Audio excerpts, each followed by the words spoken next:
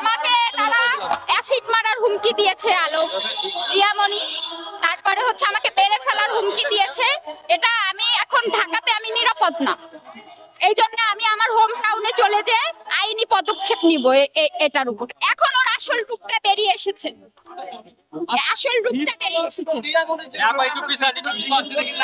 পুরো নাটক ভাই, আমি যদি সামনে নাও আসতাম আপনারা বুঝতেন যেটা নাটক।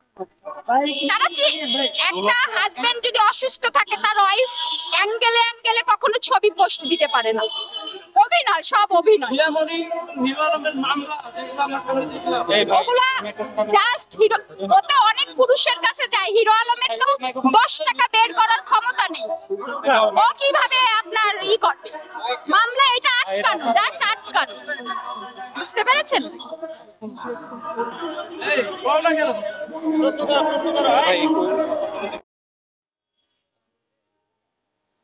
কক্সবাজারে আসলে গিয়েছিলেন, আমরা দেখলাম ঢাকা হসপিটাল থেকে।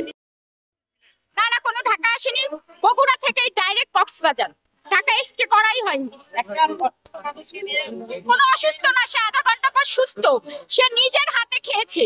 ওই যে ছবিটা দেখেছেন ওই সময় জাস্ট অভিনয়। শোনেন ভাই, অনেক ধরনের কথা বলেছি, আমাকে মেন্টালি ভাবে, আমাকে তারা ভালোবেসে মেন্টালি টর্চার করতো। বুঝতে পেরেছেন? মেন্টালি টর্চার করে আমাকে অসুস্থ করে ফেলছে। আমি অনেক ধরনের বাজে কথা বলেছি দেশবাসীর কাছে, কারণ আমি ওই ব্যবহার করা মেয়ে না। আমার বোনরা ফোন দিয়ে বলছে আমরা এই মিথিলাকে চিনতে পারছি না, আমার ভাবিরা ফোন করে বলছে এই মিথিলাকে তো আমরা চিনি না।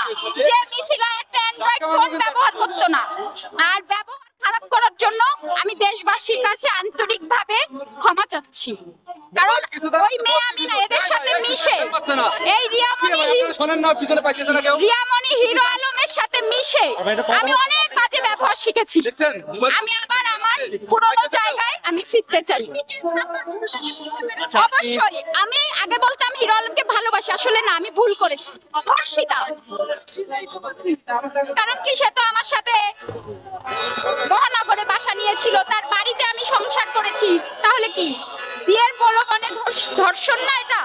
এটাকেও ধর্ষণ, এটাও ধর্ষণ। মামলা তো ভাই কোর্টে তো সবকিছু বুঝে। আমি তো মিথ্যা কথা বলিনি আপু, আমি তো বলেছি যে সে মৌলবি ডেকে একটা ফেক বিয়ে করে আমাকে প্রতিনিয়ত বউ হিসাবে ধর্ষণ করেছে। আমি মামলাটা এভাবে করেছি, আমি কোনো মিথ্যা মামলা করিনি। আজকে আপনি কেন সংবাদ সম্মেলন করতে এসেছেন সেই বিষয়টা? এখন কেন আমি বিয়ে করব ভাই? আজকে আমি আলমকে বিয়ে করব, 2 দিন পর আমাকে সে ডিভোর্স করে দেবে। ও শাস্তি তো হতে হবে, আমার সাথে না, হাজারো মেয়ের সাথে এগুলো করেছে।